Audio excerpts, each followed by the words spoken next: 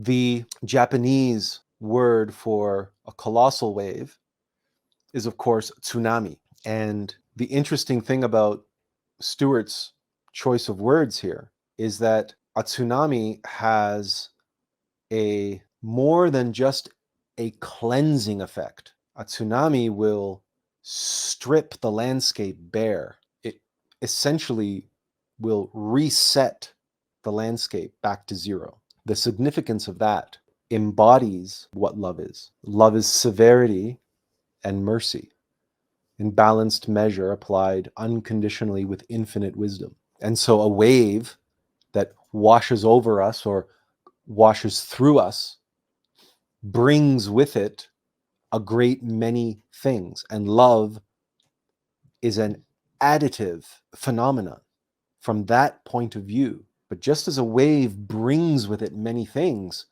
a wave washes away just as many things, if not more things. And therein lies love's subtractive aspect.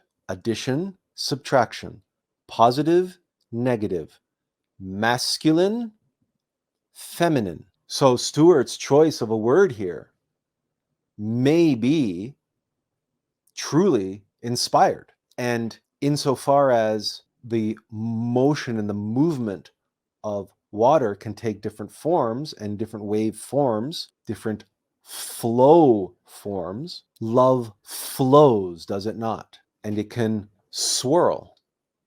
Even Bruce Lee said, water can flow or water can crash. Water embodies the severity and mercy. Water brings with it nutrients and oxygen, and it can carry vessels, and it can also wash away villages, towns, cities, nations, continents. So there is that severity and mercy, that positive, negative, that masculine, feminine is, of course, in that water. And we would be remiss to take on a subject like love without touching upon sexuality and the sexual waters and the waves that move through us and over us when we are in the sexual act. But we'll get to that. We'll get to that. Stuart also adds here, he says, love endures all. Sovereigns endure all. Love is all. May its waves engulf us all and heal the heartbroken. And he says, a hand wave also encompasses a greeting and an au revoir. You're getting clever now with the puns. Yes, so you can wave hello and you can wave goodbye with the same wave. No, it's true. It's true. And there is no doubt that there is a relationship between why they called this a wave. Because just like a wave that comes and it crashes onto the shore and then it recedes back into the ocean. It comes and it goes. That's the other interesting thing about a wave, is a wave doesn't just move in one direction. It oscillates, and it is that movement, that back and forth movement, like you said, that coming and going. Again, this relates directly to the union of forces. When one thinks of oscillating back and forth in the context of love, what may come to mind is a scene of a couple dancing, but real dancing, proper dancing, ballroom dancing. Or there's a beautiful scene from the film Catch Me If You Can. It's such a quaint, lovely little moment where Leonardo DiCaprio's character is at the house of his fiance's parents. And after dinner, for whatever reason, he's walking past the kitchen and he peeks into the kitchen and there's his fiance's mother and father doing the dishes. They have some soft music playing and they're side by side. One is washing, one is drying, and they're hip to hip, just rocking back and forth, slowly oscillating, slowly rocking back and forth in unison as they do the dishes together. And the subtle lesson and the subtle beauty in that particular on-screen moment, and why it's of such particular interest to Leonardo DiCaprio's character is because his parents were divorced. And so when he peeks into the kitchen and he sees his fiance's parents in this lovely, quiet, tender moment, expression of love as they do the dishes together, he sees the wonder, the value, and the miracle of that. He sees the value in that. He sees the romance. And really, he longs for that, perhaps more than anything in life. He longs for that kind of tenderness and warmth, where even the mundane act of doing dishes becomes an act of lovemaking. Have you experienced that? Have you had a moment shared with someone, romantic or otherwise, where some shared activity became for you and for them an expression of love, a living, breathing, heightened, enlightened moment of beauty and truth, where whatever it is you were doing with them transcended the corporeal, the physical, the material, the mechanical. And now what you had done 1,000 times before, probably half unconsciously and mechanically, and you did it like just going through the motions, but now it had been transformed. And now it rose out of the depths of the darkness and mechanicity and reached new heights of significance. Perhaps you have experienced something where you were in a group of people and for whatever reason, circumstances unfolded and that group of people started spontaneously singing. And maybe they started singing a song which you had heard 1,000 times before and you never really gave it much thought. But now they're surrounded by others who are spontaneously moved to unite in harmony. And they, whatever song they start singing, that song is transformed and everyone is transformed. And for a brief moment, everyone transcends this mere mortal existence.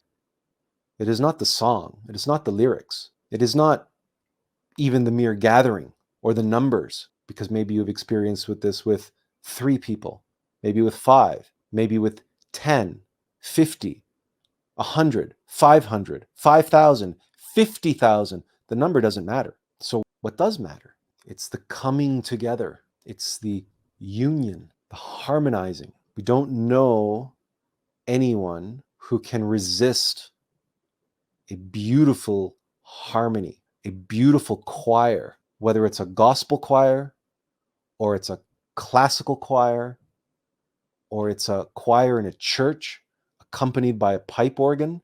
Because of course, what is a pipe organ if not the instrument of harmony, of resonance? If you have ever heard a pipe organ played in a classically designed, engineered, and built cathedral where all of the geometry is sacred and the materials, the stone and the wood, everything is real, everything is alive. And so when that pipe organ, those brass pipes begin to vibrate and resonate, and the air and the space all begins to vibrate and resonate with the same frequencies, and the entire building harmonizes. There's this beauty erupts. And then if you have a congregation in there on top of things, or a choir, and they're singing hymns, and all of their voices are in unison, and now this entire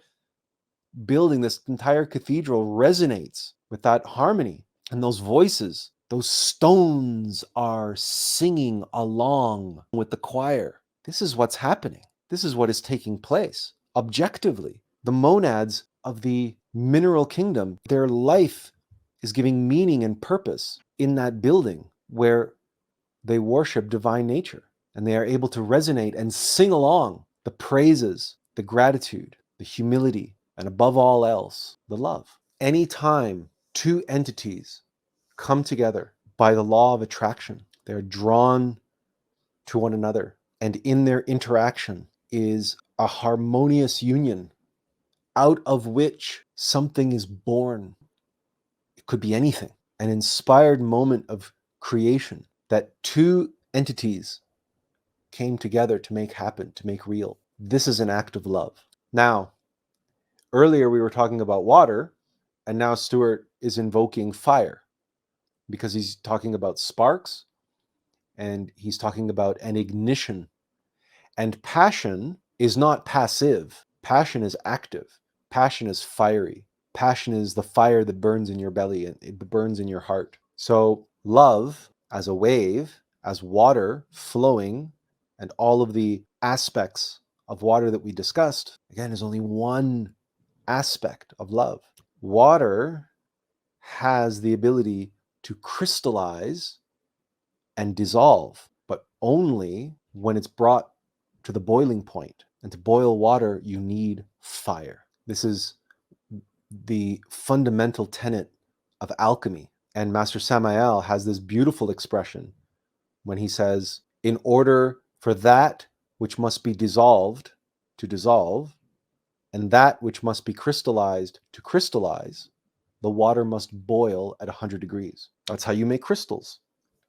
And that's how you dissolve. For example, we all know what it's like trying to dissolve sugar in cold water.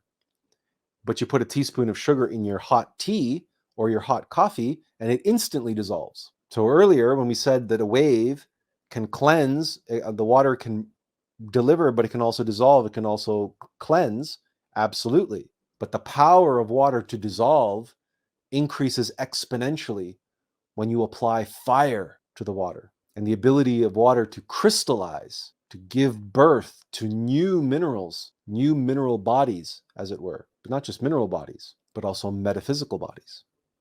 But in order for the waters, the sexual waters, to crystallize our metaphysical bodies, our solar bodies, that water has to boil at 100 degrees. Likewise, if what we hope to accomplish is the alchemical transmutation of lead into gold, the lead of egos into the gold of the solar bodies, the human soul, then likewise, the water must boil at 100 degrees so that it can dissolve those egos. And from the dissolved egos, create the crystallized solar bodies to transmute lead into gold through the alchemical process. Fire and water are the basis, are the foundation for that alchemical process. Yet it's before every exaltation comes a great humiliation. It's the way it is. It's the way it works. And when one considers the life of a flower, of a plant, born of a seed, just cast to the wind or somehow taken out from its home, and it lands in the dirt or it lands on the hard rock, and it must find its way to some soft earth in which it can sprout, lay down roots, and grow. It's really a harsh, humble, humiliating type of existence, really, before it can ever express as a beautiful rose like those behind us. The seed sort of has to get lost before it can find its way in the world and be all that it can be. As we hope is becoming slowly unfolding and blooming in your conscious awareness, love invariably requires a coming together, a union, a harmony.